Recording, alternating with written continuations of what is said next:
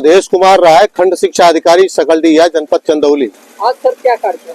आज जो है स्थानीय प्राधिकारी, ग्राम प्रधान, प्रधानाध्यापक की एक संगोष्ठी है, कार्यशाला है जो प्रत्येक वर्ष होती है।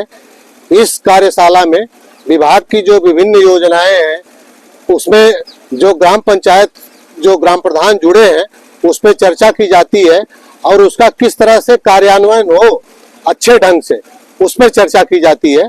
इसके लिए हमारे बीच में खंड विकास अधिकारी महोदय होते हैं, हमारे एडीओ पंचायत साहब होते हैं, हमारे एसडीएम साहब होते हैं, हमारे प्राचार्य डायट होते हैं और तमाम जो जनप्रतिनिधि हैं, ग्राम प्रधान हैं, वो उपस्थित होते हैं। उनके बीच में आपस में परिचर्चा होती है और योजनाओं को ठीक से लागू कराने का एक प्लान बनता है और उसको हम लोग कार्यान्वित कराते हैं। सर, अब ये जो आपने कहा कि अध्यापक 5 बजता है तो अपने झंझरा जाते हैं, इस पर क्या कहना है? इस पर मेरा यह कहना है कि अध्यापक विद्यालय में नियमित रूप से उपस्थित होकर शिक्षण कार्य करते हैं और ये सारे अध्यापकों के साथ नहीं होता होगा। कुछ ऐसे भी अध्यापक होते होंगे जो घरेलू समस्याओं से पीड़ित होते हैं, जो विभिन्न प्रकार के रोगों से ग्रसित होते हैं, जैसे ब्लड प्रेशर इत्यादि। तो विद्यालय में उनका समय 9 बजे से लेकर के 3 बजे तक ही है, लेकिन कार्याधिक्य के कारण कभी कभी वो विद्यालय में ठहराव उनका हो जाता है, 3 बजे के बाद भी विद्यालय में रुकते हैं।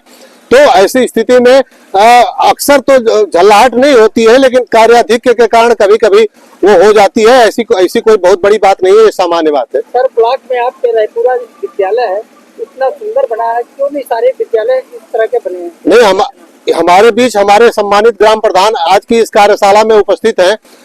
एडीओ पंचायत साहब ने भी उनसे अनुरोध किया है कि विद्यालयों को सबसे पहले जो कायाकल्प है उसमें हमारे लगभग 100% विद्यालयों में कायाकल्प हो चुका है। जो थोड़ी बहुत बाकी है, कई किसी विद्यालय में कक्ष में टाइलीकरण बाकी है, तो उसके लिए मार्च तक का समय है। और मैं एडीओ पंचायत साहब के माध्यम से अपने सम्मानित ग्राम प्रधान साथियों से अनुरोध करूंगा कि जहां भी थोड़ा बहुत टाइलीकरण बाकी है उसको सुसज्जित कर ले और हर विद्यालय रायपुरा की तरह बनेगा।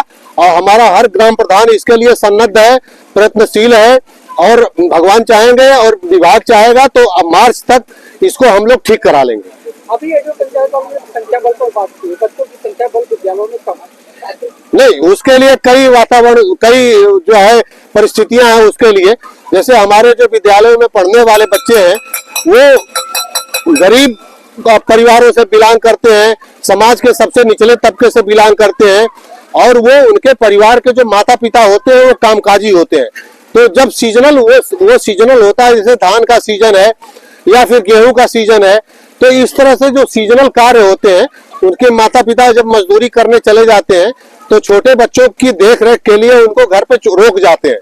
तो ऐसी स्थिति में हमारा प्रधानाध्यापक इस बात का प्रयास करता है कि वो जा करके उनके माँ बाप को समझाए कि बच्चों का विद्यालय आना नियमित रूप से बहुत जरूरी है और उसके लिए हम लोग जागरूक कर रहे हैं। उसके लिए अभिभावकों से हम लोग नियमित रूप से संपर्क भी कर रहे हैं और हम प्रयास कर रहे हैं कि हमारे विद्यालयों में 100% उपस्थिति हो।